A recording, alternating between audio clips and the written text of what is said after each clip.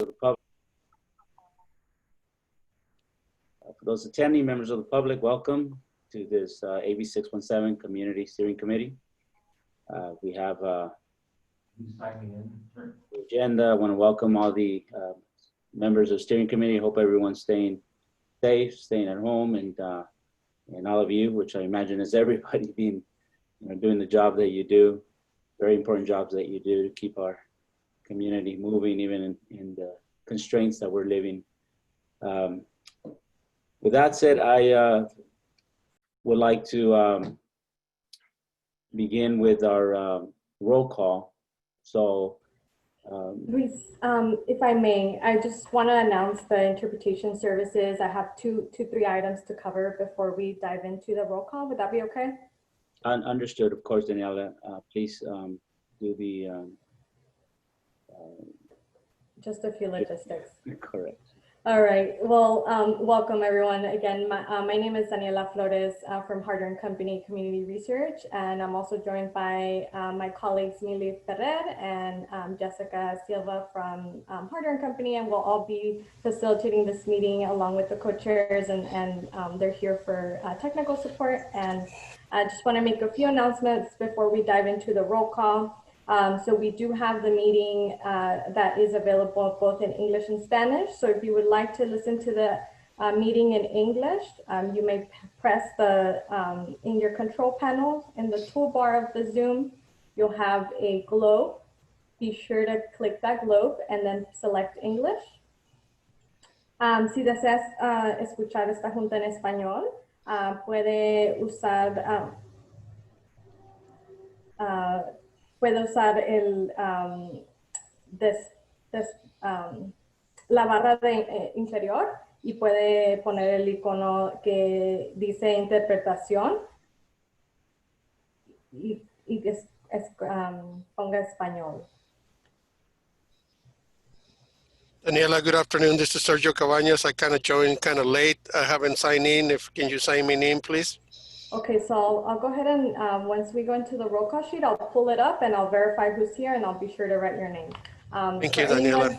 Of course, for anyone that is able to do it, it'll be really helpful if you're able to sign in. And for those that are having issues, I can definitely confirm who's here. Before we move on, just want to let you know that this meeting is being recorded, as you heard a moment ago. So by participating in this meeting, you're giving us your consent that it's okay that we record, and that it's okay that this meeting will be published in public view. It's published on Facebook Live right now, and it'll be published, it'll remain there after as well. Just a quick reminder, if you would like to make a public comment, you may do so by, if you're joining us by Facebook Live, please leave your comments in that comment section of Facebook. If you're joining us, if you're a committee member, please be sure to type in your comments in the chat box. And any of you, either CSC members or members of the public, you can always send us an email to mferrer@hardercode.com, and that email address is behind me, so you're able to copy it. It's also behind my colleagues in the background. So with that, Luis, we can move forward with roll call. I'm going to project my screen so that you're able to see who hasn't signed in yet, and then we can verify.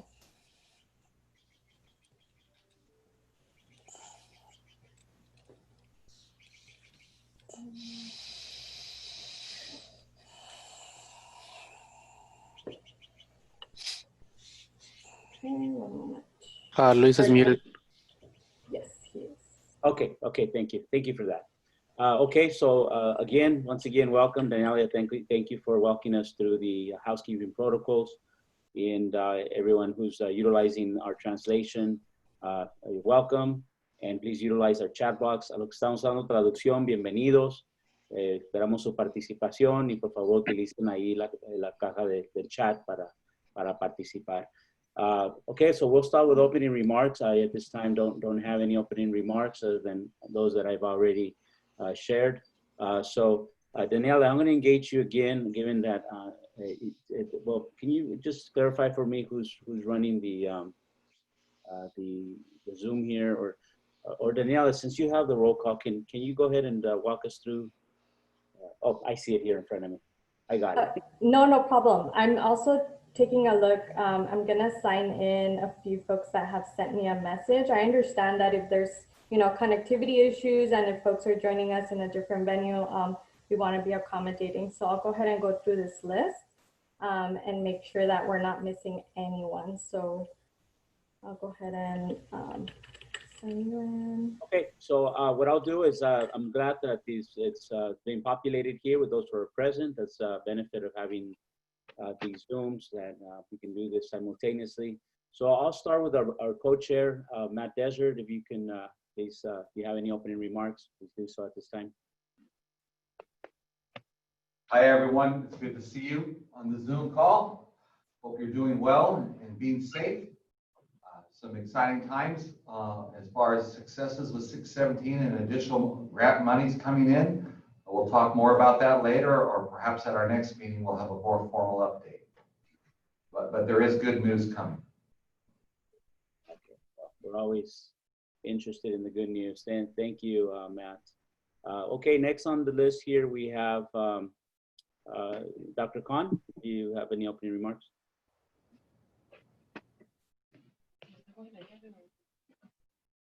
Hi, can you hear me? I was on mute. We can hear you, Dr. Khan. Okay, yeah, welcome everyone, and I hope everyone is staying safe and healthy. Thank you. Mercedes? Mercedes Martinez, do you have any opening Yes, no, just hello, and I hope everyone is staying well. Thank you. Yes, sis. Just an FYI, we hear an echo, so if you are using a phone and a computer, make sure that you mute the one that you're not using audio for. Thank you. Thank you, Mercedes. Rosa Guerrero? Nothing at all.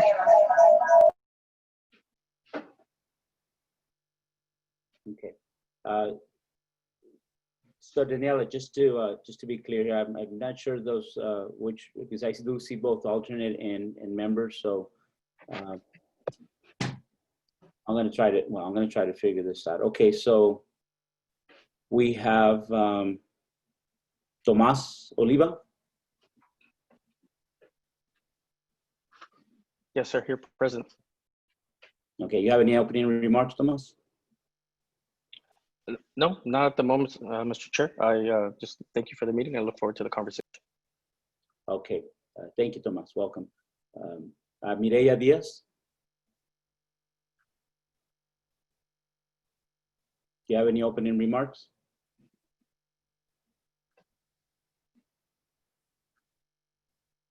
Okay, I'm not sure. I'll come back to you, Mireya. Christian Salgado. No, no remarks. Okay, thank you. Blake Bird.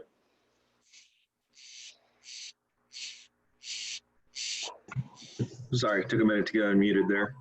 Yeah, hello, Blake. Do you have any opening remarks?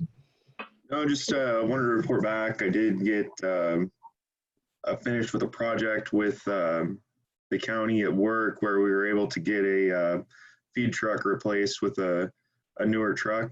So, you know, thanks to the guys at Air Pollution, we were able to retire an older truck and then bring a newer one into service that's going to have less pollution. And then also we have some other new technology. It didn't fit into a program, but we were able to get 2 electric yard trucks. So it's all electric technology. And the guys from Air Pollution did come over and check those out. So I think that could be something to look into in the future if there's a way we can push those projects out. So. Thank you, Blake. That's great news. That's exactly the kind of updates and changes that we hope to see continue to happen in our region. So thank you for that update, Blake. Moderator, could you move the document up so that I can continue to identify the... Right here? Okay, thank you. Okay, is that it? Oh, you meant to go to the remaining? Okay, sorry about that. That's it. Okay, Michael Moore? Sergio Cabañas is here and I haven't been put in there as a present. I wish everybody is healthy and safe. As you can see in the background, I'm not in Imperial Valley. I'm enjoying some time up in the mountains up in Lake Tahoe area, and the weather is beautiful, guys. Good for you, Mr. Cabañas. Very fortunate that you're out there. Beautiful area to be in this time of year. Okay, so we have John Hernandez. Any opening comments? No, just good to see everybody today and looking forward to sharing some good information. So, nothing more to say right now.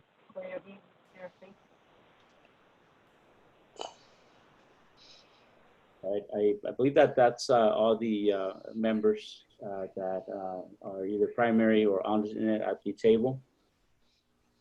With that said, moderator or Daniela, would you let us know if we have a quorum? I did not keep track of the number. I believe we have a quorum. Millie, can you? No, not No. What? Give me 1 second, Luis. Let you know in a second.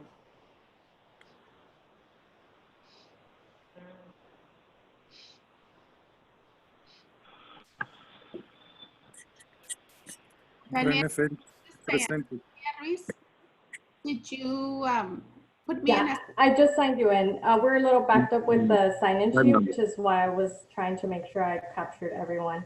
Mary Salazar, I don't see you. Can I confirm that you're not here? It's number. No. It's entry 6, right?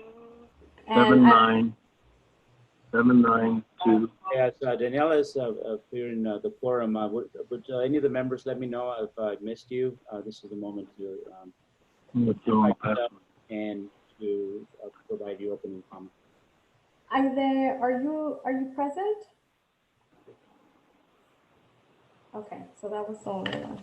I know Mr. Michael Moore is there, which is Yes. my, Yes, hello, Sergio. We're you're good. indoors and I'm outdoors. Mr. Olmedo, you may continue. We have a quorum. We have quorum, yeah. Okay, thank you. Just again, just so that I don't miss, I know that some of you are just starting. So I miss any members in the opening remarks? Is there any member that I missed that's at the primary or alternate that's at the table representing the seat at this moment? Well, this is Baza. I'm here. Thanks. No comments. Okay, Mark, any opening remarks, Mark? No, none. Thanks, Chair. Okay, yeah, thank you. Well, again, welcome everyone. It's great to see all of you. René Félix, presente, Luis. René Felix, thank you. And I appreciate you letting me know that you're there. I didn't recognize you, but I now see that you have several different summer and winter looks, looking sharp. Now that we're gonna move on to the approval of the minutes. Can I get a motion of approval? Move to approve. Okay, I got a first by Mark. Second by Sergio Cabañas. Second by Sergio. Thank you, Sergio. Any Comment discussion? by John Hernandez. Okay, John. On page 8 of the minutes, we look at page 8, I guess the first paragraph.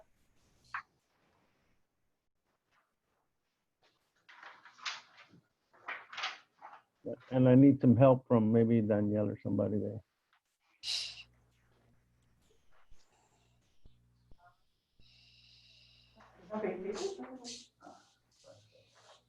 Okay, John. First paragraph, page 8. Well, at least it was page 8 on my computer. Anyway, there was something that was referring to the cost of the trees, and it said $150 fee. $150 per tree. Okay, so I have it projected in my screen. It's the Can you first read paragraph. Yes. So for Christopher Velasco, Said the bamboo trees are about 150 per tree plus an installation tree. So it should be fee. Yeah, correct that to fee. Mhm. So with that correction, and then in the Spanish version, it also needs to be corrected. So with those corrections, then I'm okay with the minutes too.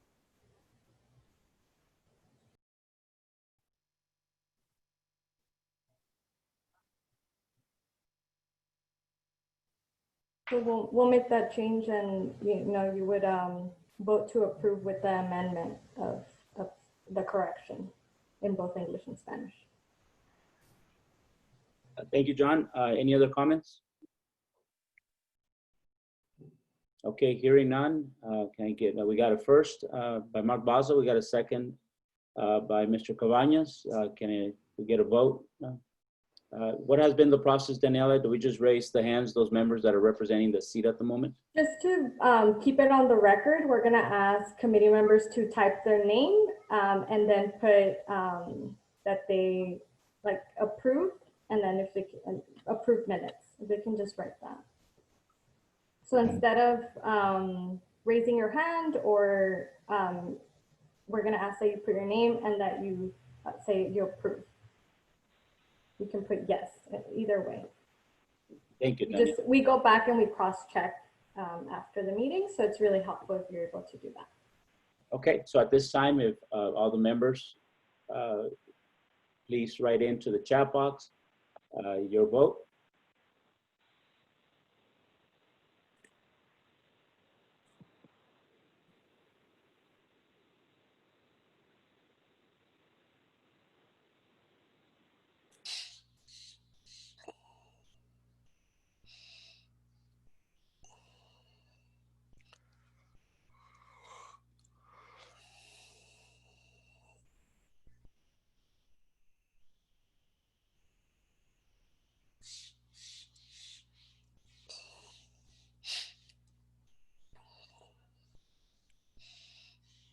Okay, judging by the responses, if I am correct here, and Daniela, please verify that I am, we have majority vote, the motion passes.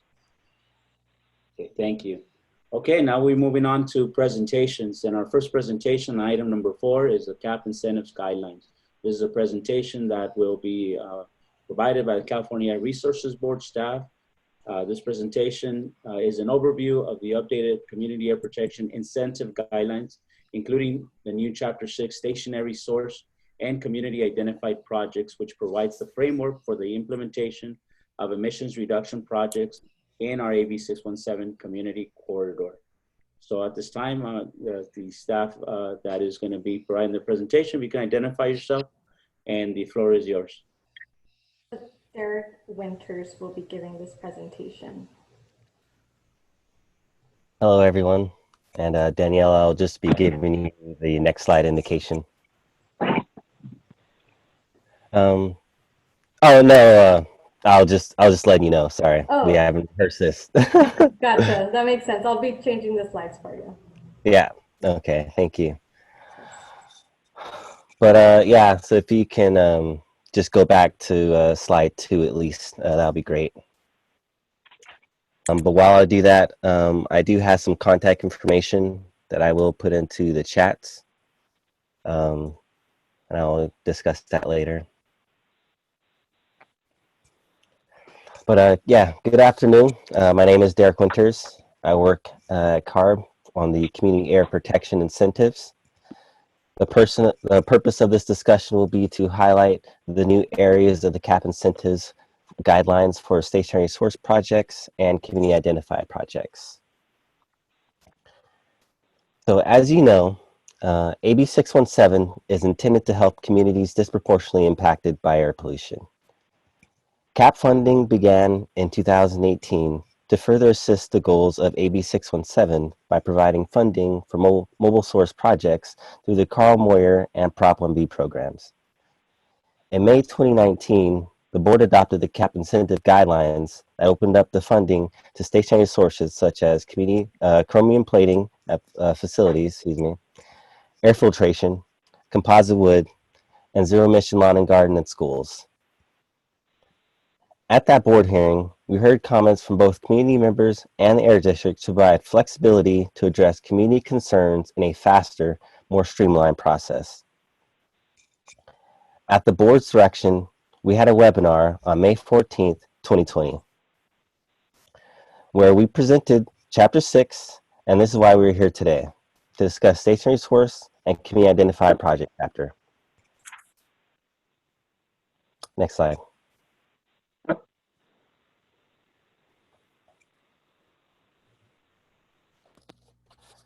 So goal number 1. One of the primary features of the stationary source and community identified chapter is flexibility for air districts and communities to address local sources of air pollution. This means that projects can be brought forth addressing concerns you, the community, have, and whose benefits might predominantly be yours, the community members. I want to note, for maximum flexibility, the projects have to be an approved CERP. Goal number 2 will be to ensure the CAP legislative requirements are still met while providing this flexibility. It is important to recognize that the legislative requirements of SB 856 require a public process.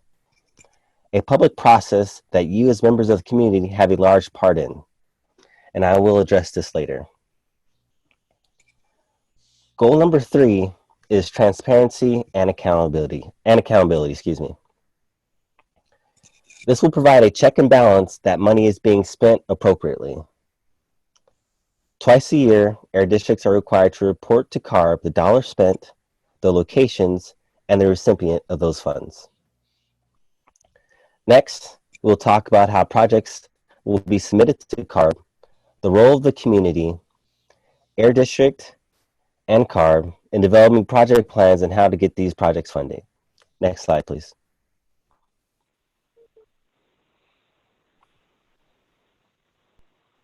To get projects funded, air districts will need to develop a project plan to fund communities' project priorities listed in the CERP. What's a project plan? It is a project information needed to meet the goals we discussed. I want to note the second bullet, document community support. We're asking that the air district tell us how the district conducted outreach. We will discuss the roles of the community, the air districts, and CARB in forming these project plans in the next few slides. Next slide, please. As mentioned before, the community input. Like the steering committee, it is critical to the public process and especially during the development of project plans. This is an opportunity for the community to determine what concerns should be addressed. Then there is an opportunity for the community to identify project categories to target those areas and work with the air district to prioritize project categories listed in the CERT. Next slide, please.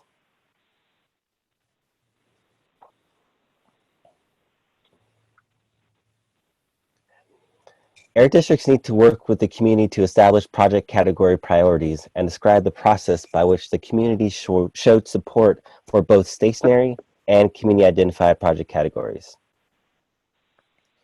Statute indicates that funding may be used for programs that local air districts develop with community input through a public process, so long as they are consistent with the actions identified in the applicable community emission reduction program. This is the flexibility given to fund community identified projects that are derived from community emission reduction programs, or CERPs. We strongly encourage the air districts to begin discussions with CARB as soon as possible if they have project ideas prior to project plan development. Next slide, please.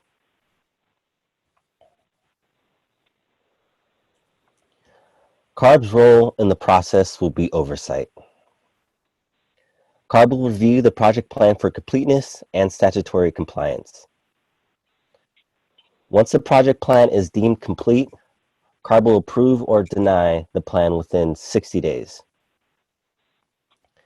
Districts will post the approved project plans and CARB will link to approved project plans on the CAP incentives webpage. Next slide, please.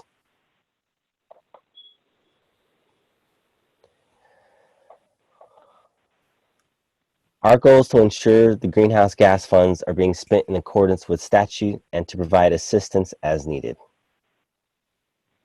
There might be some back and forth during the scoping meetings as districts bring draft project plans to CARB for comments, but we hope to confer with other agencies where the expertise is so we can get plans approved and provide resources to your community as soon as possible. Next slide, please.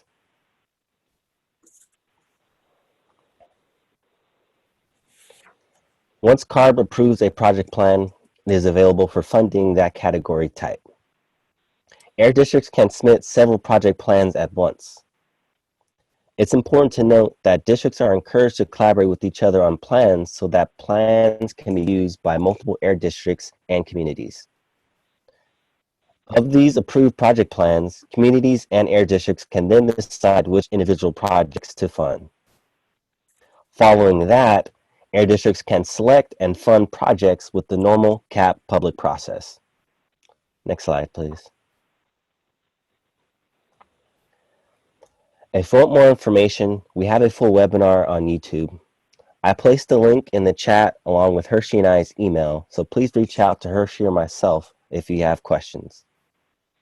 Thank you, Alara, for joining your meeting, and I'll now open up for questions. All right, thank you, Derek. Do you have any questions from the members? Again, Daniela or the moderator, please assist me in. Yes, so we are taking a look at the comments, and right now I don't see any. So committee members, if you have any questions, you can unmute yourself and ask your question as well. I have a question. Go ahead, John.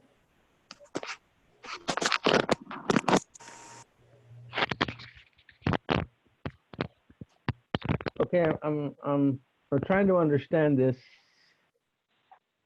So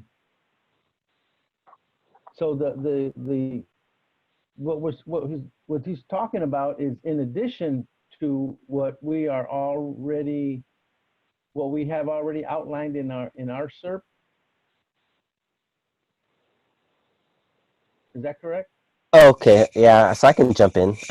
Yeah, so you're one of the communities that, we didn't have the guidelines in place on how to actually fund those SERP measures that you had developed with your air district. So now that framework is finally in place. So we give you the project criteria that your project has to abide by. There are minimal, but yeah, there are some guidelines that you are going to have to follow to actually get those measures into actual projects. So that's what I'm talking about here. Yeah. So these are guidelines that our SERP and will have to fit in within these guidelines, right? But are there incentives in addition to something that is not yet in our SERP? I guess So, that's my question. So I just want to clarify. So your formation of the SERP is based on the blueprint, but yeah, to get those projects funded, you're going to have to follow these guidelines. As far as additional funding, that goes into the allocations per year. So as long as you develop your SERP measures, then you'll have, and there's funding provided, you'll be able to use this guideline to fund those projects or those measures. Did that help answer your question? Yeah, yes, it did. Yes, it did. Okay. It just, I was a little unclear as to why we were calling them incentives when in fact, we had already gone through this process and knew what we were going to do and what we had to do it with. But now, in addition to what we have to do it with, we have to do it within these guidelines. Okay, I get it. Yeah, and just a little bit more, to put you at ease a little bit with these guidelines that I'm referencing, they are published online, but for the maximum flexibility that is in the SERP, the community identified projects, those measures, pretty much if it's in the SERP, then it is going to get funded, and minus, any crazy circumstances. But yeah, if it's in the SERP, it's most likely going to get funded. So these are just guidelines to make sure that we have rules in place and the transparency and accountability for the public funds. Okay, thank you. No problem. We have another question from Rene Felix. Rene, you can unmute yourself.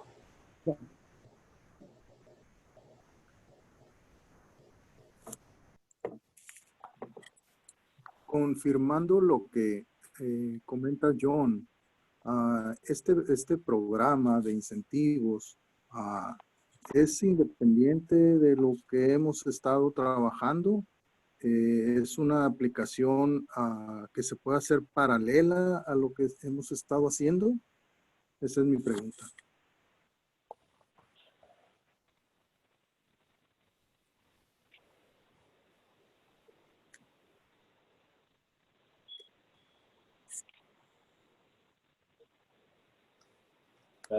Is the translator going to translate that? I can use some assistance, please.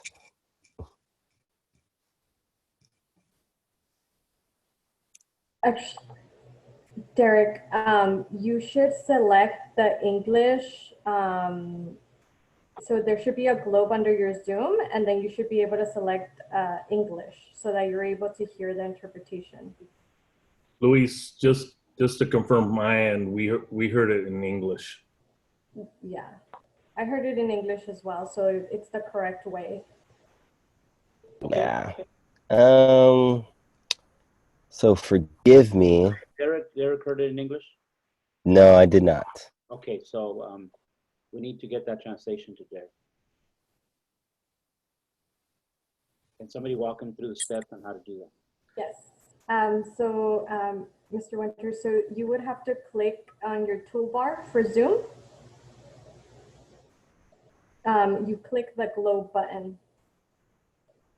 Yeah, I don't see that. So a little bit unfortunate. My system might not be as high tech as everyone else's. Daniela, can you repeat the question for? Hello, so this is Thomas. Maybe what we can do in the interest of time is I can sum up what Renee was expressing to Derek and we can go from there. So what? Yeah, sorry about that. Mr. Felix was raising is if this is a separate, plan, a separate application that needs to be developed and attached or submitted, if this is something that is done in a parallel path, and to what extent. So he wants some clarification on how these project plans work. Yeah, so the hard part was done, that you guys have submitted your SERP and it's been approved. So now what we're going to require is pretty much you, the Air District, and in collaboration with the community, you put together a project plan that pretty much takes elements out of your SERP and then just puts them in a neat package. Yeah, it's going to be a separate document that you will submit to CARB, so that is correct. But the hard work is developing the SERP, getting your priorities listed, and figuring out what you want to fund. The easy part, in my opinion, is putting all this information that's already gathered into a document and submitting that to CARB.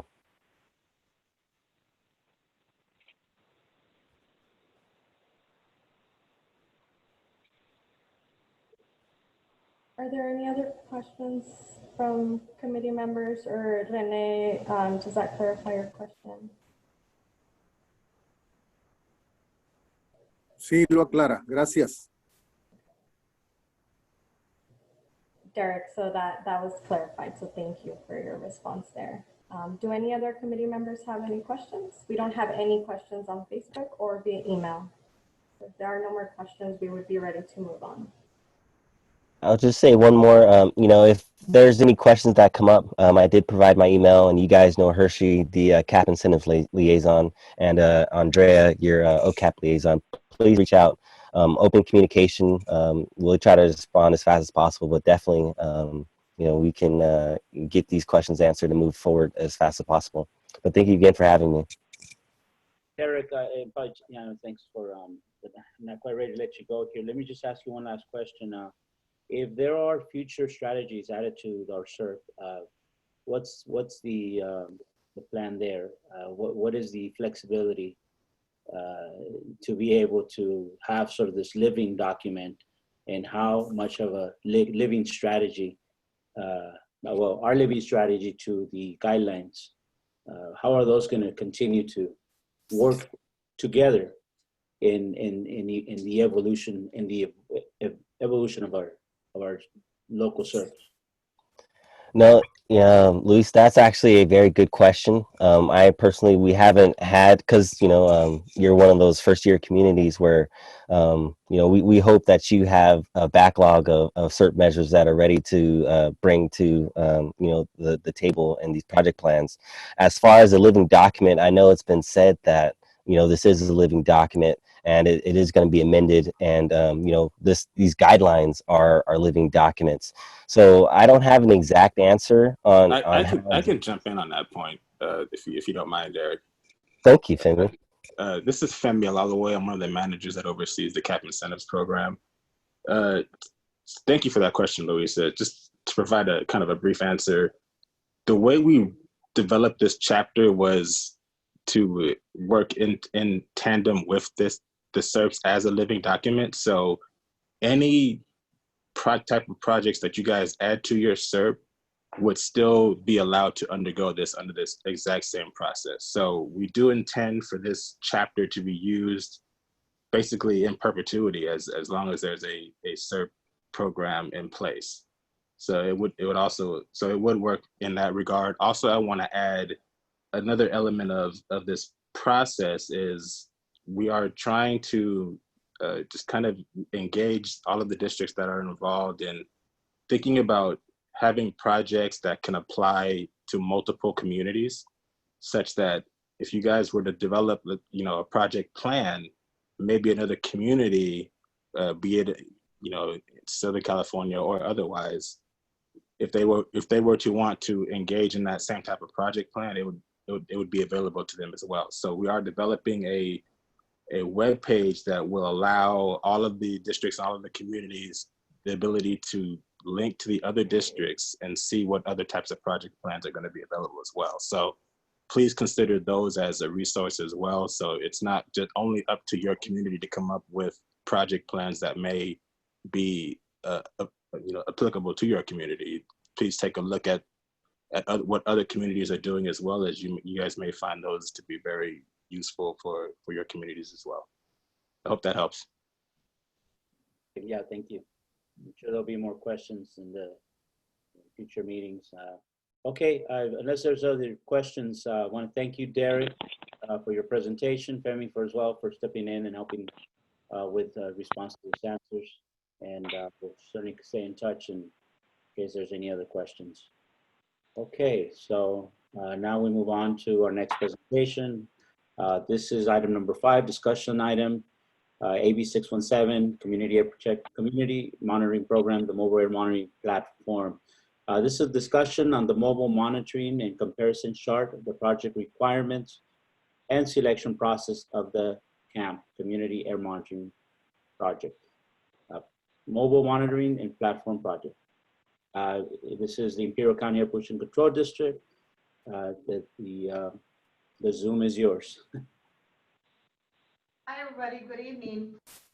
This is Belen, and hopefully you were able to see the mobile monitoring comparison chart that was in your packet. It was sent within your packet. It's about 5 different comparisons for different vendors or different consultants. All but one of them already presented during an AB 617 meeting. The only one who did not present but did submit their proposal was Aerodyne. That was the first one we received back in early 2019. With this, we tried doing the pollutant monitor, what they proposed, the time frame, the cost, and we also tried putting together some pros and some cons. It's a broad information, but it's also very important to know which or what each consultant brings to the table. because that's going to be what determines what type of project and who is going to do this project over at the New River. So most of the project proposals came back to be for 1 year. And as you can see, the cost for all these consultants varies. It could go from 60,000, it could go up to way to 400,000. So it just depends on the needs that we want, the pollutants that we want to measure, the type of equipment, and also if it includes a trailer option or not.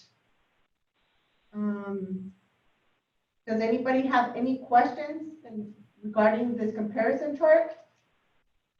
And Belen, I have it projected on my screen, so because it's hard to see, I have it zoomed in, so let me know if you want me to go to a specific provider. So right now I'm at the first one with Aerodyne, but let me know if you would like me to switch over. Thank you, Daniela. Does anybody have questions on the Aerodyne quote or information?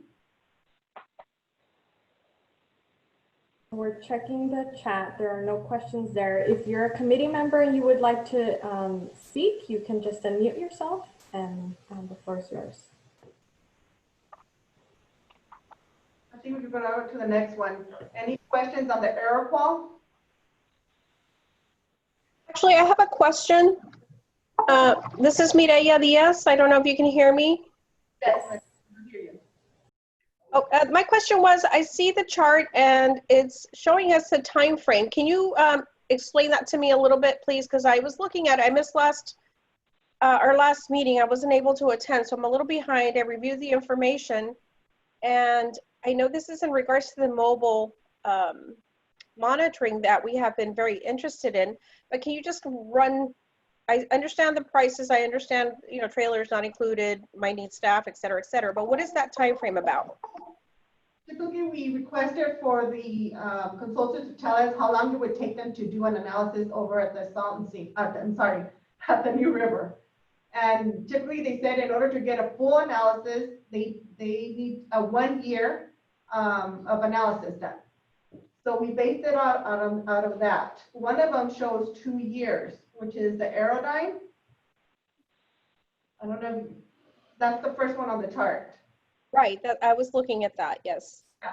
So they just provided a 2-year proposal, just in case, together with the 1 year. But basically, if we were going to do this type of project over at the New River, we would go for a 1 year analysis and extend it if need be. But for right now, the proposed for each consultant is 1 year. Okay, thank you. Yeah, now I understand. Perfect, thank you so much. You're welcome. Okay, we were left off on the AeroQuals. No questions on the AeroQuals? So the proposal for AeroQual, there wasn't a trailer included. Belen, my Yes. apologies. There is a question from Tomas Oliva. Hi, Tomas. Hello. Hi. Apologize for interrupting. My question is, I see all the proposals. Is staff, APCD staff, going to make a recommendation on which one, or is the hope here for all of us to weigh in on which one we prefer, and that the committee hone in on the preferred applicant? We're going to let this be on the committee based on the proposals that we received. Okay. Does that answer your question? Yes, ma'am. Thank you. This is Thomas Brinker. What the intention is with this exercise is, we've been talking about this for some time now, and we've had these various groups present their proposal. And based on the questions and everything we've received the past several months on Zoom on these meetings, the idea that we should put everything together in one document so that the comparison can be made by the committee as to the pros and cons for each proposal. That way you guys can look at that. We can discuss any questions and comments right now with the hopes that when we come back after being dark in August, we can make a decision in September and move forward. Just information. This also answers a request from Christians. Yeah, this is informational, and this is just on the questions that like Christian products, auto, and They don't have to do it. They can make a decision today. No, this is just for information or only. We plan to bring this back in September, maybe for action. we're gonna have other discussions with Barb as well, and just go from there. These were closely looked at. It varies. It depends on what the committee needs are over at the river. Yeah, this is Matt. There's also been a comments, request for academia, bringing an educational institution or institution learn this all together in real time. So again, this is just information. I will continue to bring this back in a timely manner, and ideally get to some voted outcome in the early fall coming up.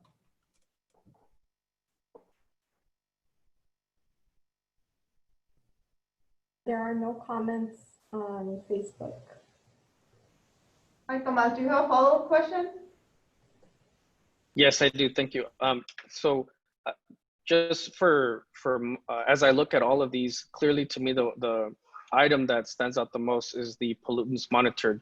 So the ones listed with the most pollutants monitored seem the most ideal for what I think we would want to achieve, right? And the next thing is cost, right? So I'm looking at the cost, I'm looking at the pros and cons, all that makes sense. And I apologize for missing this because this is what's gonna help me determine what I think might be a better applicant or not.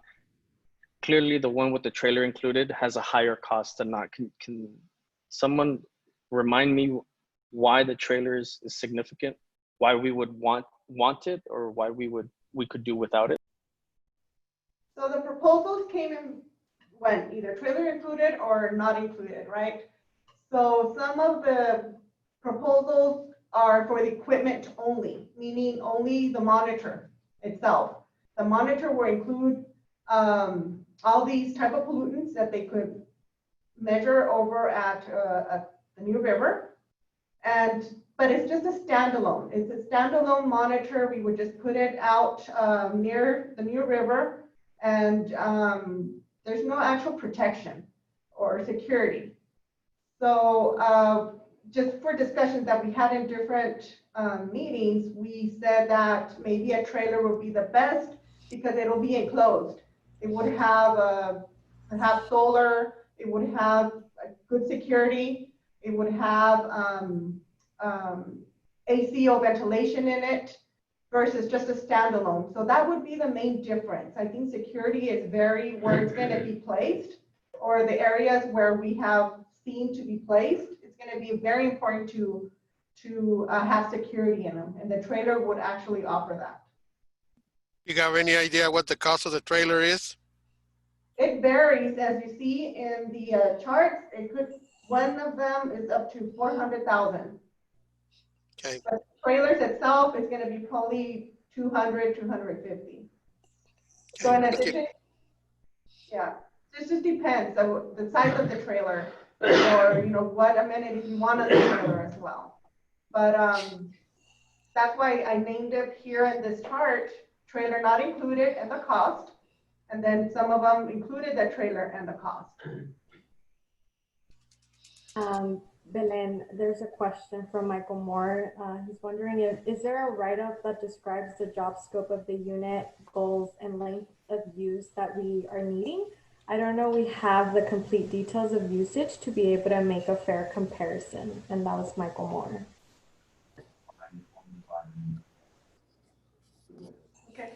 Well, these questions are great because this is the type of questions that we need from the committee in order to bring it back and have all the answers for them. So, yes, Belen, I think that, to me, that's something that we need to have kind of the whole picture of the usage, and, is it going to have multitasks? Is it just dedicated only to the New River location? There's a lot of variables there that I don't think we've really kind of lined that out to the committee. Exactly, and that's one of the reasons. I mean, we have to find out ourselves what is needed out there. All these consultants brings different ideas, and we're trying to streamline to see what's the best to bring out there. We don't want just any type of analysis or any type of just monitoring out there that we're not going to be able use for future projects, for future results, right? So we're learning as well while we go through this process. I mean, there's a broad, everybody brings to the table very different ideas, very different types of monitoring that they want to do, and they bring their own as well. So what exactly we need out there? So I understand the questions of if we're going to do any type of recommendation, but if you want a whole list of things to be monitored or pollutants to be monitored out there, it's going to be costly as well. So it just depends but we'll bring it back to the table with all these questions, and we'll consult a little bit more with all these consultants and see what's actually needed out there. We're reviewing also other projects that have been done out there. So we just want something that is complete, useful, and able to use in the future. And then there's a question from Mireya Diaz. Yes, Mireya? Hi, Belen. My question, I was looking through all this information, which is wonderful, and I see that there are a lot of pollutants that could be monitored depending on what the needs or this committee, wants to do with it. But my question is more the best, or is less is more? Again, I'm not an expert on any of these things. I'm learning. And of course, like everyone else, I want so many different things being monitored and watched for and finding a solution for it. But, one of the questions I think we should also keep in mind is it could more be detrimental to what we're trying to achieve because it's not realistic keeping all this data that would be coming in for, a year timetable. So is this something that we could also discuss in the future, perhaps have a little more, education on the benefits of what we really want to focus on monitoring and what we could, like you said, things and data that we can actually use now, currently, and in the future, and not make something obsolete, in a few months or in a year from now, and invested so much time and money into something. Yeah, exactly, Mireya. I agree with you. I don't think more is best. We just need to focus on what is needed out there. And that's what we're trying to actually find out. We know PM monitor is out there already, perhaps even ozone monitoring is out there. So what are we missing, right? What is not out there? So those are the type of things that we want to focus on. It all depends on the equipment itself as well. What is it capable of? So, air calls could vary from the type of, the other type of consultants are trying to put out there. So we also not only should be focused on the type of pollutants that are going to be measured, but also the equipment that they are proposing to use. And I think that's the research also we have to do. And then we have 3 more questions. One from Facebook Live, and it says, the air cool system comes with a temperature control cabinet. Will not need a trailer unless you want it for security. Typically, the AQM65 is mounted on a pole. So that's a comment. Yes, definitely. Yeah, I was aware of that. Thank you. And we have a question from Autumn Ford. Yeah, this is Blake. My comment would be to, I think we really need to ID the pollutants so everybody that we're looking at for this project is on a level playing field of some sort.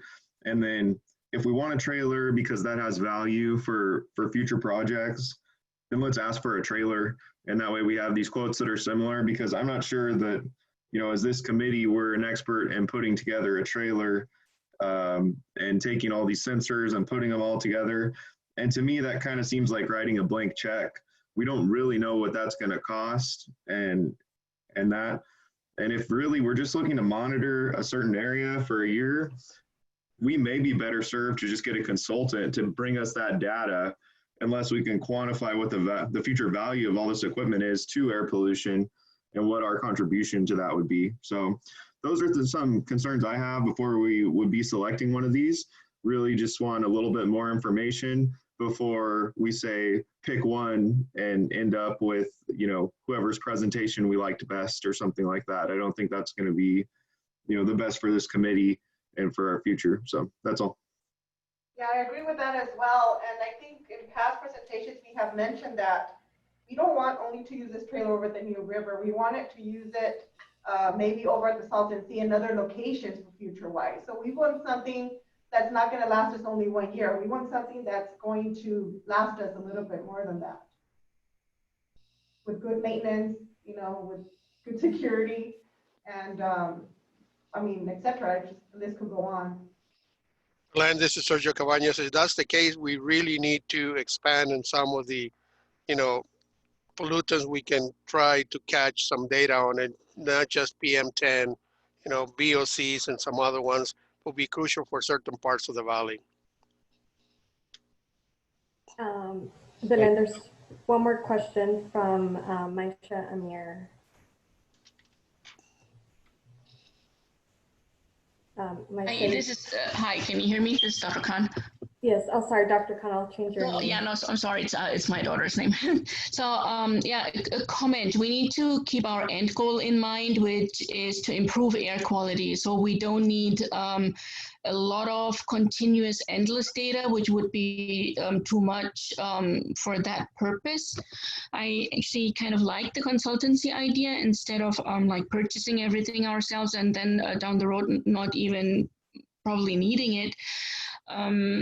It might be worthwhile to look into what spot monitoring, like let's say once every month, just throwing a number out there, would cost. Because what we really would need the data for is to have a before and after comparison, right? So for that, we don't need hundreds of particles measured, and we don't need continuous data measured either. And another thing to keep in mind, we live in extreme temperatures here, so we need to make sure whatever we do purchase, that's tested and tried out in this desert climate and will survive here.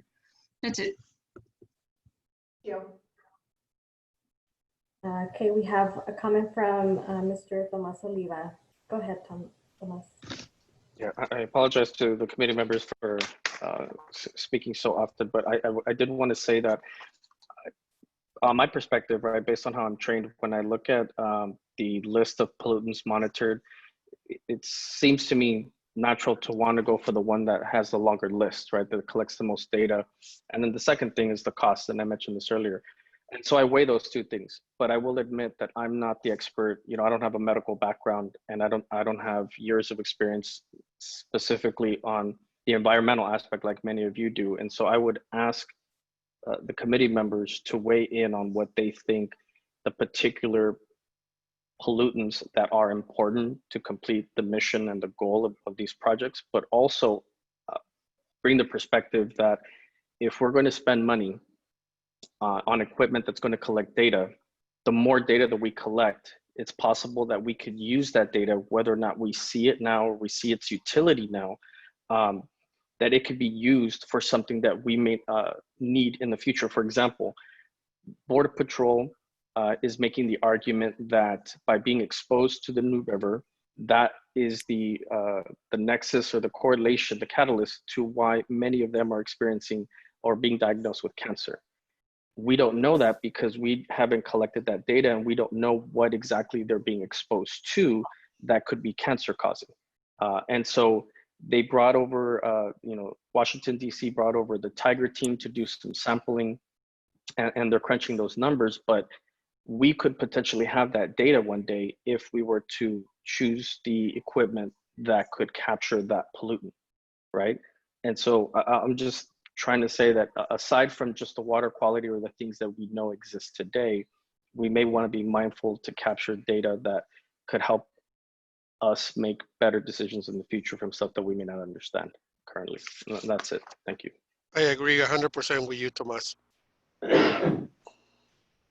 Thank you, Secretary. Agree. You have questions, Daniela? No more questions. Belen, were you going to say something? Quick comment. The conversations that we've had with these consultants are not all in this, don't reflect all in this comparison chart. So we try to bring you, you know, not to point, oh, this is better, or this is going to do this, or this is going to do that. But private conversations that we had with these consultants, some of them have said that they're willing, or they will get data from Mexico as well, being where this type of equipment is going to be located. So that's very valuable as well. I didn't really want to put that in here because I didn't want to make, oh, okay, well, they're going to measure in Mexico as well, and okay, let's pick that one. So I wanted to be a little bit more broad in what we brought to the table at this time. But if you wish, we could get you more information. Thank you, Ellen. Okay. I do have some comments, and they're more aligned with a vision that I would hope that the members would consider. As it is not an action item today, it will come to committee action in the direction in which we go. These are great options, great dialogue. Part of the the vision that I see here is that and opportunities is that if we build capacities locally, it could also be an opportunity for local job creation. It can be an opportunity to move some of those resources that I would imagine frequently get procured by companies outside of our valley and don't get used continuously for purposes of assessing, air quality or soil sampling, and those capacities never stay here. There will always be the need for, whether it's on an individual site or as a region as a whole, or as part of the regulatory mandates, that these monitoring expertises be brought in, or that we hire locally and create these job opportunities.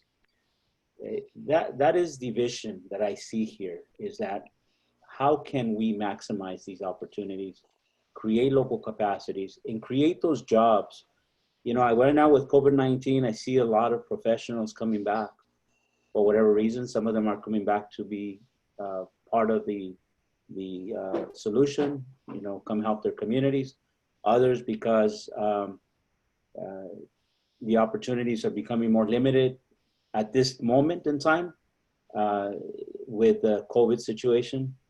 But we need to create those jobs so that we give our graduates, our experts, an opportunity to find those jobs and those capacities that they see, whether it be on science, on the entire suite of science, technology, STEM type of projects, right? So again, it's not giving a specific decision on of a choice. I am ex officio. I don't have a vote in this matter, but I do have a vision.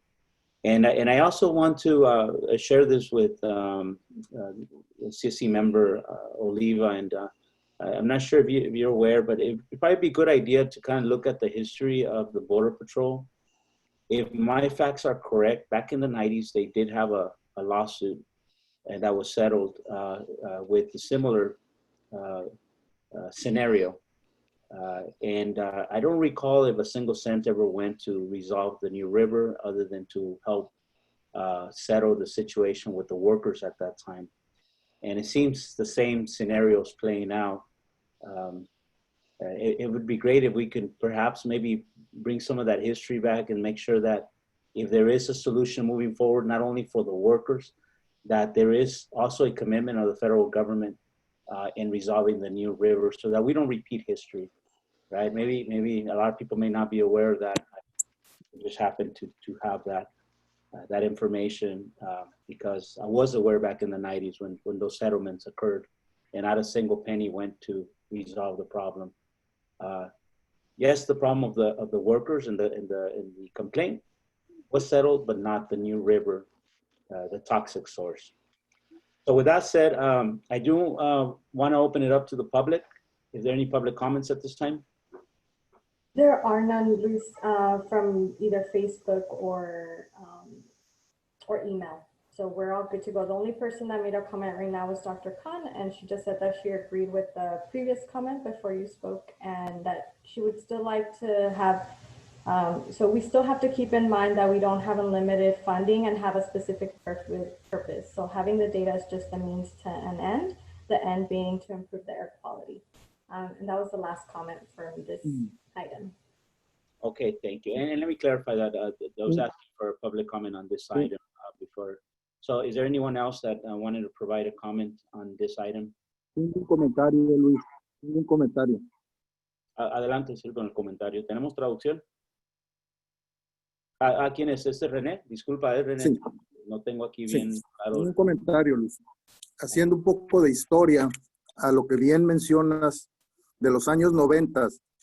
En los años 90, la Ley General del Equilibrio Ecológico en México apareció. Y en esos años, la industria, quiero referirme a la industria nacional mexicana y a la industria maquiladora, no estaban reguladas en sus descargas de aguas residuales. En esos años, definitivamente, la gran mayoría de la descarga iba al Río Nuevo de industria mexicana e industria maquiladora.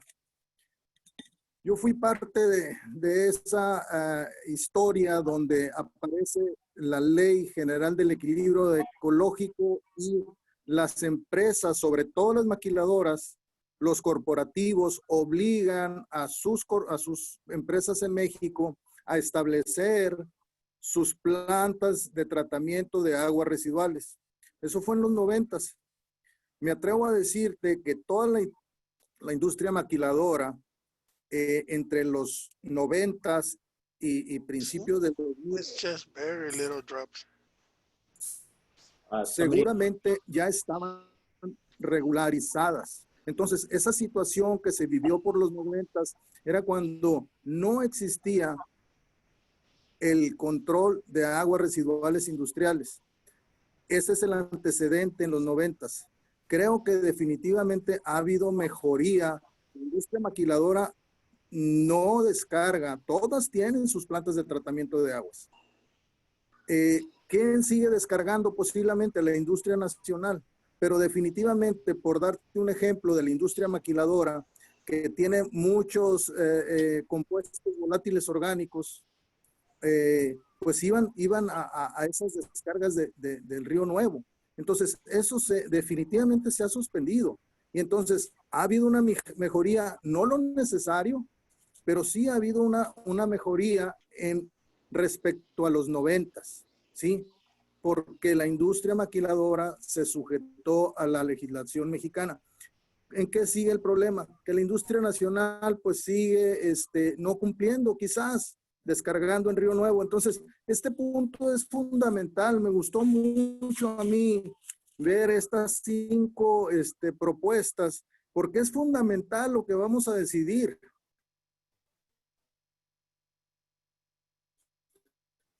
Sí.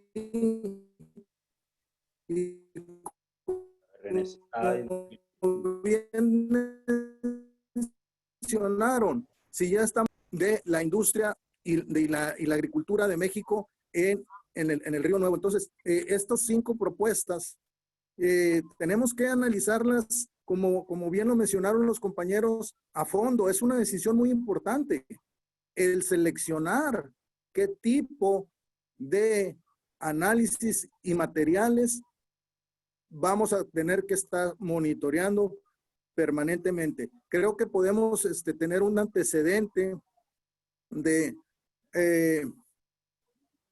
del camino a seguir. Ese es mi comentario. Muchas gracias, René. And just to double check, I know that we have a good setup here. Does everybody get the translation on that? On René's comments? Yes? Yes. Okay, great. Yeah, thank you, René. And I do want to say one other thing on this. Back in about 2007, 2008, I know that we had some collaboration at that time with the Department of Toxics and some of the executives at that time during the Schwarzenegger administration. And there was this technology that was used as part of the exploration in the moon. And apparently that could be adapted and create a network of monitors on the actual water to be able to detect loads of hazardous waste. If we think about that hazardous waste coming through, it's no different than when you have illegal importation of drugs and other illegal types of products. As Renee was explaining, there has been times where larger loads, and we don't know to what extent today. It seems that the situation has improved, but the technology is out there that can detect these loads and fingerprint it back into where these industries that are manufacturing these byproducts that are being discharged into the river. We don't know how much. This was discussions that I was having back in 2007. The only thing that was needed there was the political will and the resource, you know. So again, you know, just kind of broadening the vision, the imagination of where things can go in the future. Obviously, you know, there's proposals that need to be considered and will be brought to action in the future meeting. But this is great conversation. So I'm going to go back and ask one more time. Is there a public comment? And I'm going to ask Daniela. I know there's some people on the phone. Are they having the same access to be able to comment on this item? Hi, so they are available to send an email or on Facebook. In the future meetings in September, we're going to start having a phone line, but for now, we're just asking folks to send comment through Facebook or email. And in the interest of time, I do see that there's another comment from Mireya, but at this point, given that we're about 15 minutes behind schedule, I'm going to ask that comments are typed into the chat box, if that's okay with you, since you're co-chair, and we can keep the comments coming into the chat while we move on to the next item. Yes, Daniela. Actually, I'm going to do this, and thank you for keeping us on track. I commit to moving us along the rest of the agenda, but I do want to give member Mireya Diaz the opportunity to give her comment, and then promise you that we'll move the agenda much faster in the rest of the items. Okay, no, Mireya, go ahead and the floor is yours. Thank you, Luis. I really appreciate it. My comment, I just want to say that it's exciting to hear the conversation and that everyone seems to be on board with getting these toxins and different things monitored, with hopefully having the outcome of not only knowing what's going on with the New River, which, as you've mentioned, has been part of the history of the Imperial Valley, which is something that I've learned over the past 10 years since living here. But I would also really like to see how that data is actually going to be used. I'm one of those people that is hard on what's the outcome going to be once we have it. Are there realistic solutions that will justify the cost of not only the equipment, the time, the effort, and also, you know, to see something positive, not only for our community, but for our neighbor community across the border. So thank you for that. That's really what my comment is. I just want to make sure that we have the data is actually going to be put to use. It's not just going to be collected, and okay, we know what the problem is. And down the road, I'm excited to see what some of those solutions are going to be. So thank you. Thank you, Mireya. And thank you, Belen, for your presentation. So now we're going to move on to the next item.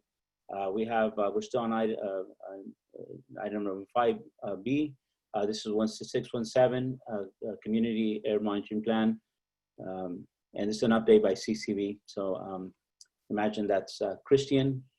You got the Zoom. Thank you, Luis. Daniela, can you go to the maps that are they should be in one of the other pages. But this, to better explain it, this was put in the agenda packet as an update to the progress of recruitment on the monitoring sites. And you'll see where our new monitoring technician has been going around visiting businesses, visiting special locations such as the mobile home parks, and anything really that's around the areas that the committee voted on. He highlighted the areas where he's already talked to people and the areas where we're trying to do monitoring per the CSC requests. In the interest of time, you can read the report and get back to me or anybody at Comité, and they'll put you in touch with me to talk more at length about this. But I do have another update that wasn't included in this because it just happened yesterday. We did get the permission signed for another monitor of Highway 98 in Calexico. So we'll be doing that installation early next week. That'll be the second one in the batch. We are trying to work around coronavirus, but people are a little hesitant about opening their doors right now to us. So we're trying to make that work with letters and no touch communications with these folks. The other one and this is the one that's on screen right now, that mobile home estate that's right there. They're trying to talk to us about putting it in one of the maintenance sheds that's near the end of the property that would be the closest to the monitoring area that's near the water treatment plant. So that area is unused right now.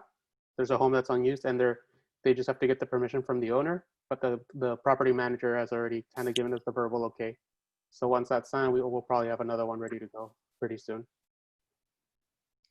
Okay, thank you, Christian. Is there any comments at this time? I do see one in the chat from Carroll County. So I'll find out the location is one of the crossroads that we were given by the CSC. It is a private residence, so I will be sharing that information with APCD tomorrow morning and sending the scanned copy of the permission, which I did receive into my office today. Okay. All right, in the interest of time, if there's no other questions from the members, I know this is an item that keeps coming back. I'm glad to hear there's progress on this. So we're going to move on to item number 5C. This is AB 617 SERPA update. This is the Imperial. Mr. Romero, I'm sorry to interrupt you. There was a comment that came in as you were speaking, and this is okay. It was responded to. So John had just asked how many in pipeline, and there are 4. Go ahead, Daniela. This comment is for who? From John. It was John who was asking of how many in the pipeline. And so Christian already responded via the chat, and he said there are 4 in conversation. Okay. So are we good to move on? Yeah. Okay. So now we're item 5C, AB 617 SERP update, Imperial County Air Pollution Control District.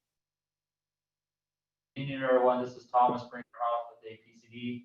This is going to be a brief update. What we wanted to do was share and highlight what we've been working on over the past couple of quarters here. And what Matt alluded to in the beginning of the meeting, that as some of you are aware of, we, the Air Pollution Control District, submitted 2 applications to US EPA for their targeted airshed grants.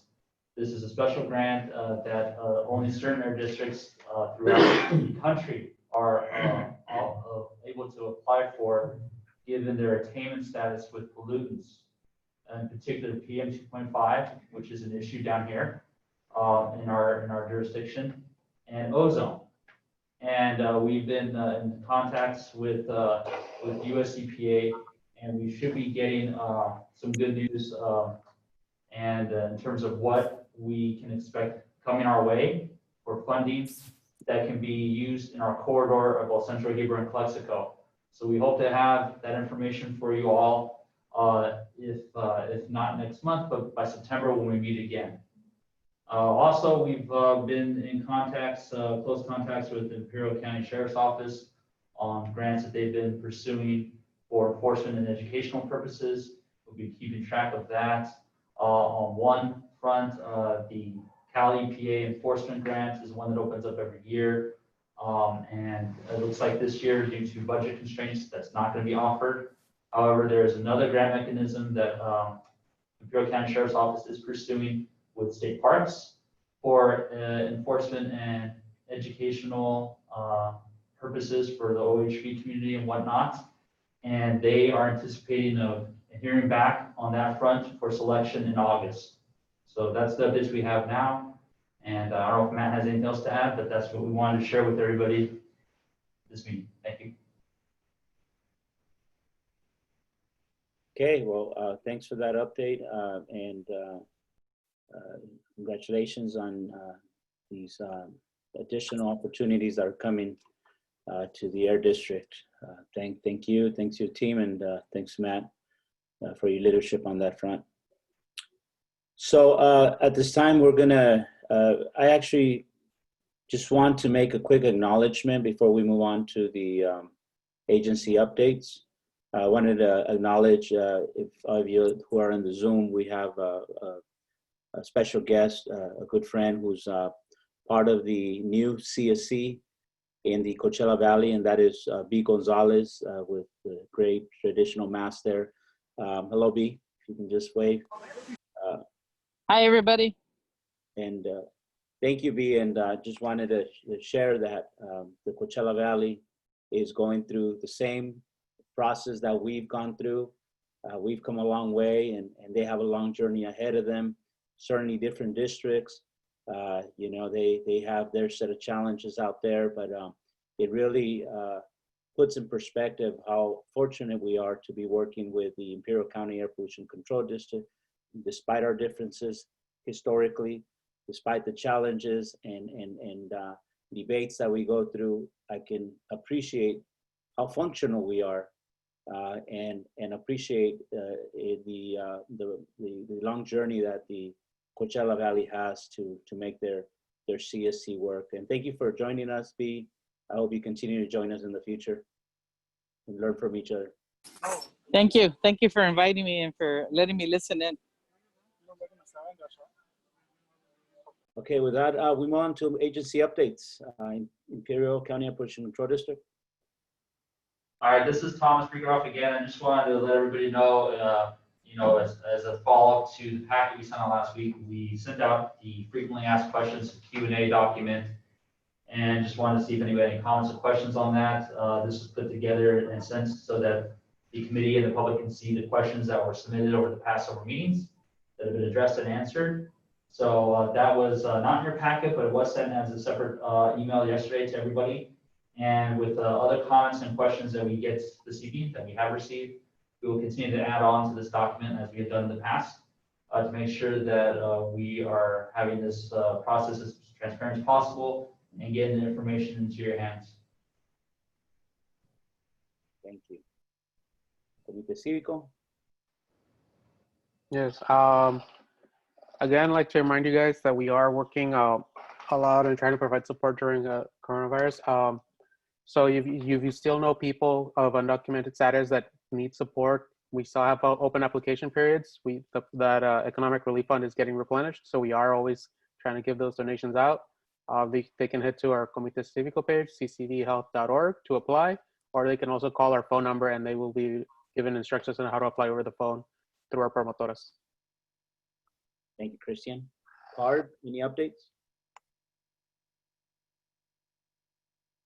You say Mark? Card, no? But support, any updates? This is Dave Saladino. I'll just mention, a notice was sent out yesterday. We are planning on having our AB 617 consultation group meeting. I think it's scheduled for the 24th. So that will be held via Zoom. It was just scheduled, so I'm not quite sure of the specifics. I do know that one of the things the intent is to speak about with the group is potential for stipends. Obviously, for this steering committee, stipends are already being provided. And then also we are looking at making some modifications to the Community Air Protection Blueprint. We're working in two phases. The first phase is sort of some more process-oriented modifications that we've heard about. It's sort of our lessons learned over the past year and a half or so during development and implementation, and making those changes to the blueprint under our executive officer's authority. And then there's a second phase that will be more of a longer term, relooking at the blueprint itself and making some additional modifications. But that will be something that we will be taking back to our board probably in 2021. Thank you, Dave. And this is, thank you for reminding us about this consultation group. I'm actually a member of the consultation group, as many members throughout the state, including several air districts. I know that this meeting was being asked by the environmental justice groups throughout the state. I believe some of the CSCs are being challenged by the fact that they're not being afforded the same types of support that, let's say, like we have, where our CSC members are being given the stipends. As I mentioned before, some CSCs throughout the state have some significant challenges. And I ask, all the members, my colleagues here on on this committee that to the extent that you can help and support and help inform of these processes, these best practices that we have developed here in Imperial in partnership with the Air District. A lot of our partners across the state, they don't have that same support from their Air District. And, you know, it comes down to these meetings where we have to, you know, bring the state and the Air Districts to try to figure out, you know, where the roadblocks are, what are the impediments, and why aren't the districts giving other CSCs these stipends? So, you know, so thank you, Dave. I hope that meeting we're able to hash out some of these inequities that exist throughout the state. I think that the blueprint allows it. The monies that are coming in for implementation allows it, but these challenges linger and we don't understand why. So hopefully they get resolved in this upcoming meeting. So with that said, we'll move on to the next item. So I just wanted to open it. I know we fit at the 56 minute, so everybody can just maybe spare another extra 5 minutes, but I do want to give another opportunity for public comment. Is Daniela, do we have anyone on the queue? We do. So we had a comment come in a little bit late regarding discussion item number 5, regarding the mobile air monitoring platform, and a comment from Facebook came that said, check with Fed OSHA for stats. That was the comment. And then we also received another comment that states, excelente logro haber instalado un monitor en Calexico. Okay, thank you, Daniela. Is this this come from Johnny on Wheels or Johnny Sample? I should call him. Let me ask. I don't actually know. I know he's struggling to put comments in, but I'm going to read this comment.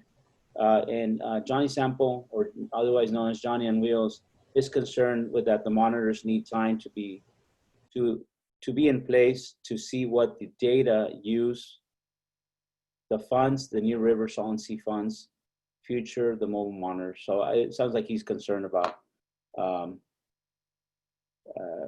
Didn't come through very clearly, but he's you know, we can do a follow up and just get a better sense of what those specific concerns. But he certainly is weighing in on the process by which we go by procuring or deploying these monitors.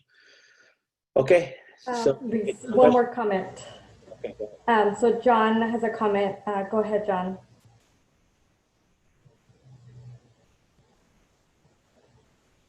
John, go ahead. You're I was on mute. I was muted. Okay, now I'm back. My comment, is this the public comment right now? Yes. Okay, my public comment relates around the issue that we talked about the last meeting revolving around one of the projects that is to plant trees. And I just wanted to put it back on the radar that I heard through a couple of sources that the city of El Centro has plans to also plant trees through either their foundation or through grants that they have. And since they're in the corridor, I'm thinking if, you know, when is the right time to get some type of a presentation and maybe see how we piggyback or collaborate or enhance what we want to do to maybe do it in concert with what they're doing. And maybe Tomas knows what's going on in El Centro, but I know that Aide has said something about that, and I heard Christian Salgado say something about that too. So I just want to leave that out there so at the right time we can bring that for discussion. Thank you, John. Your comment is heard, and I'd like to ask that on your behalf as a member, not on your behalf, but by your comment, that that presentation be put on the agenda for the next meeting if possible, or in the nearest future meeting. Okay.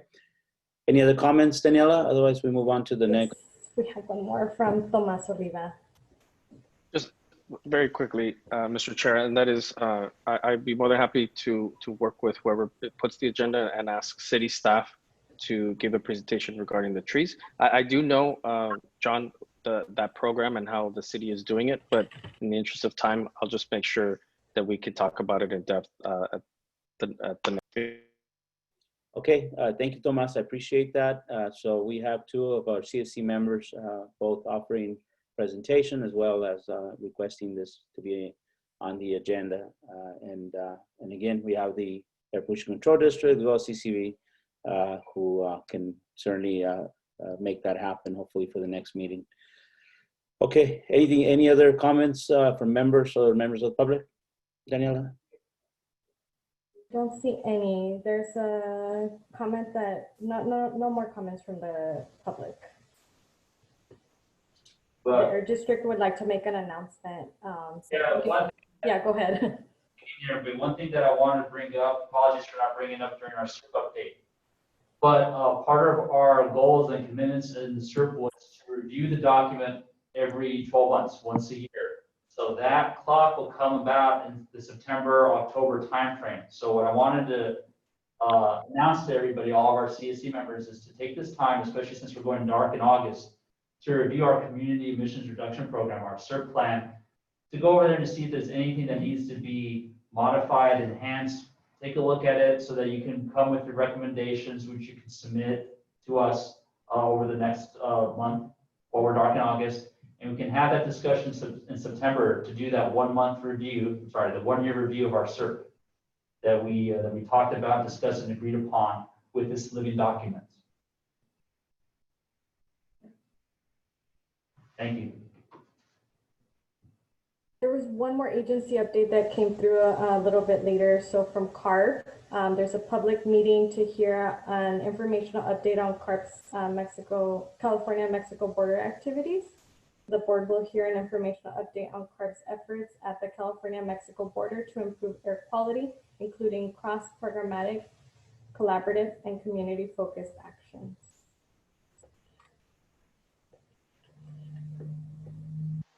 Okay, thank you. And I do see, a comment where Roy is reinforcing, supporting the comment on needing to create clean energy jobs for the future. Thank you, Roy, for that comment. Okay, so we're good to move on. Okay, so now we're almost close to ending our agenda for today. So we are requesting at this time agenda topics and to set the date for the next meeting. So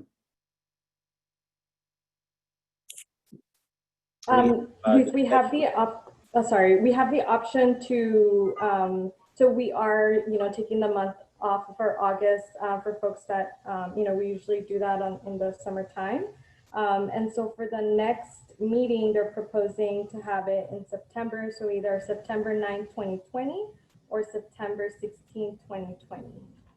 So we would need a vote similar to how we voted for the minutes. This is real quick. This is Thomas with the Air District. I just wanted to point out that we put those 2 dates on there to see, and we got a discussion on that vote. But if we wanted to make sure nothing interfered with Labor Day around then, September 16th may be more accessible for everybody here involved. Mm-hmm.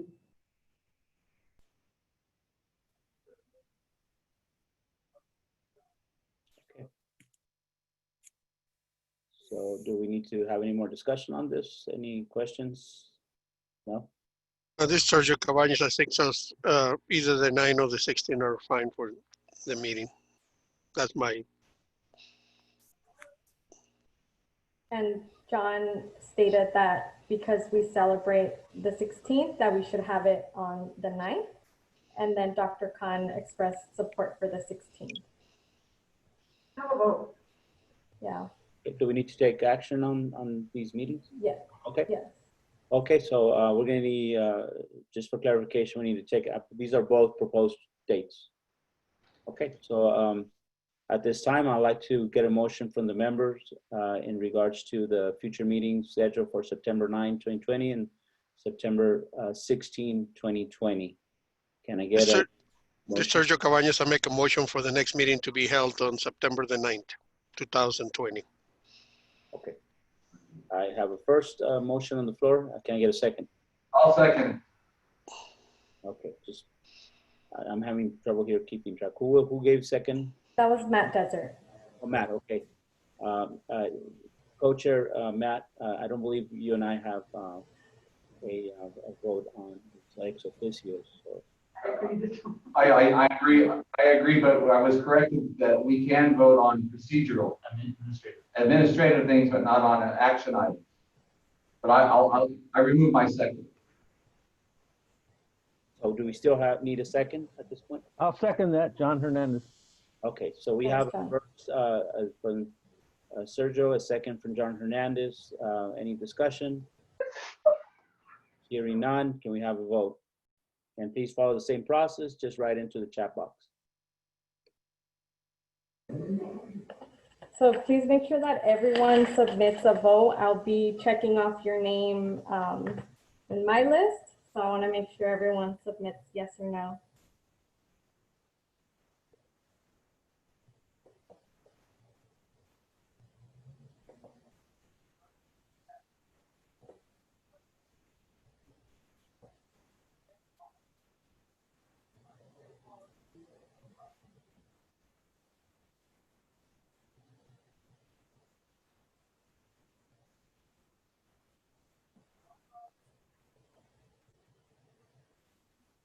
Waiting for a few more people.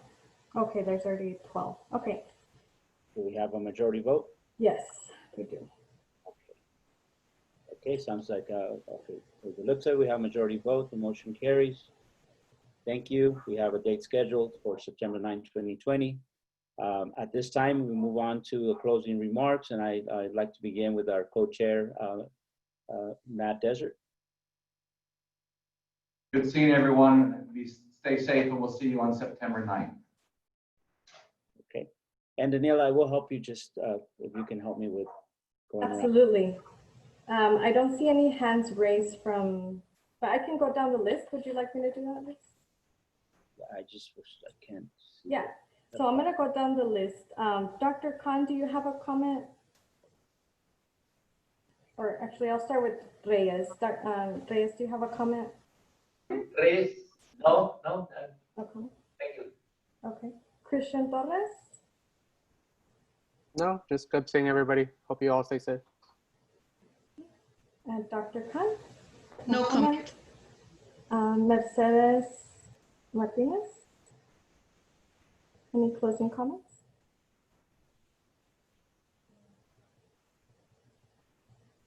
Oh, okay, so Diana, any comments? No, just everyone stay safe. Bob Fisher, any comments?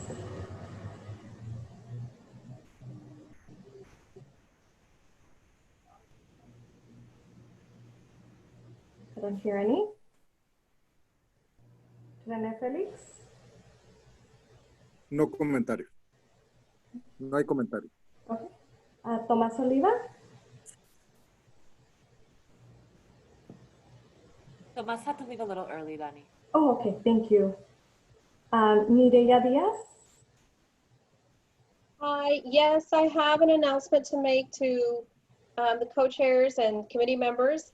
It is with a heavy heart that I am going to say goodbye.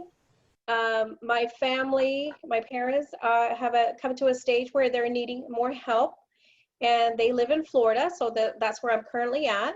And this temporary move is going to become a permanent one in the next couple of days.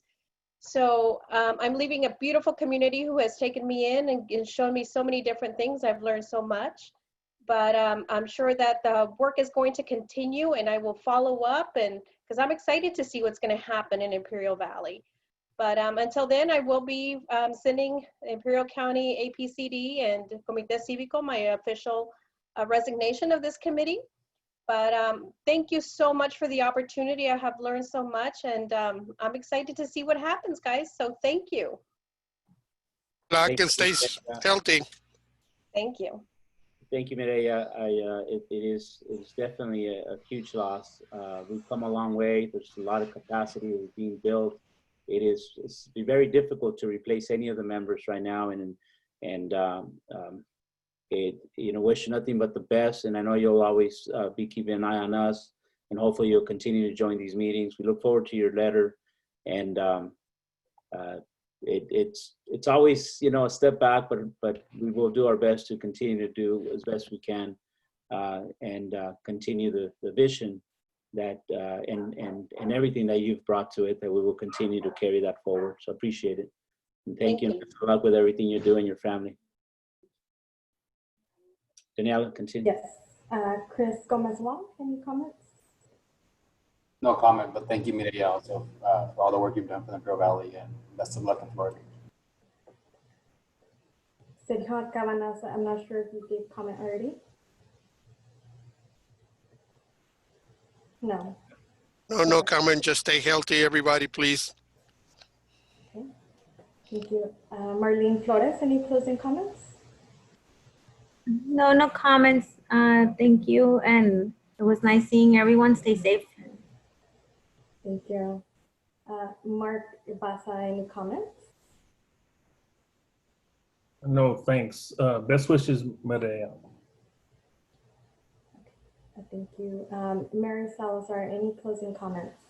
Yes, a great trip, and we'll be missing you, Mireya. And as everybody's saying, we're going to miss you because you were a good factor and a positive factor in our committee. We wish you all the luck.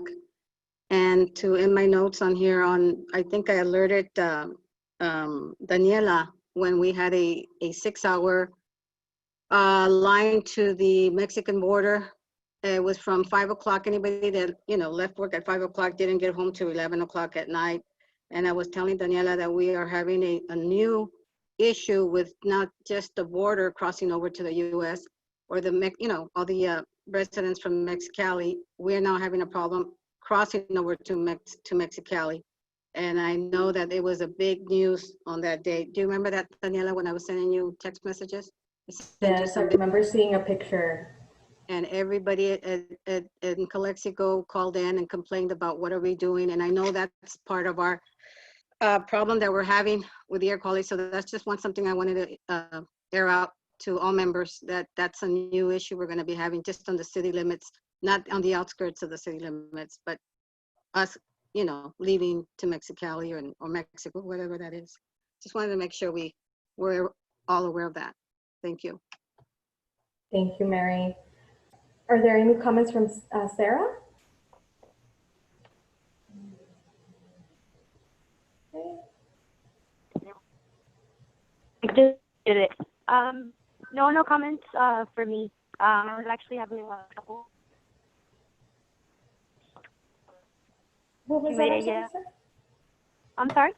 Oh, I think you were cutting off a little bit. I don't believe she had no comment. Okay. Yeah, I put basically no comment, but for the most part, but I was having a really hard time. I was gonna say hearing everyone just because I had various dropped calls. So I don't know what's going on with my phone service, but I wasn't able to really hear much other than the last about half hour. But I just wanted to tell Mireya, thank you for all your work, and continue to stay safe and take good care of your parents. It's a great sacrifice that you're making for them. Thank you. And Sarah, we'll be sure to check in with you after to make sure that we can try to find a solution for that for the next meeting.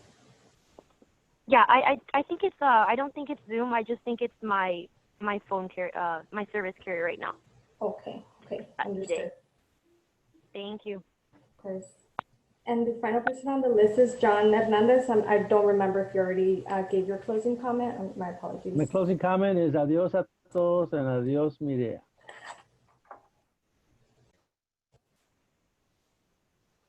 Okay, does that complete the? That's it. Thank you everybody for staying the extra time. Thank you to the members of the public for sticking with us this extra time. With that, I just ask for a motion to close the meeting. Sergio Cabañas, you got a motion to close the meeting of We got today. a second from John. Thank you, Sergio. Thank you, John. And just write in the chat box there your vote, and then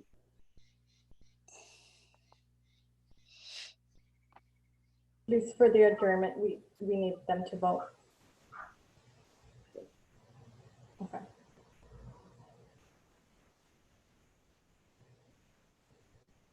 So everybody, Hey, everybody, just write in the chat your vote. I know this is a little bit of a process, but and I'm pretty sure Sergio wants to get back to his beautiful vacation. it's very nice. You're right. I'm jealous, Sergio. Yeah. It's beautiful, man. I'm just in walking distance to the lake, and it's probably around the 70s, and it was sprinkling a little while ago. Today was really hot for the people around here. It was 80 degrees. That's nothing for us, huh? Nope. With a majority vote, motion carries, and we close the meeting. Everybody stay safe. Thank you for your time, and I look forward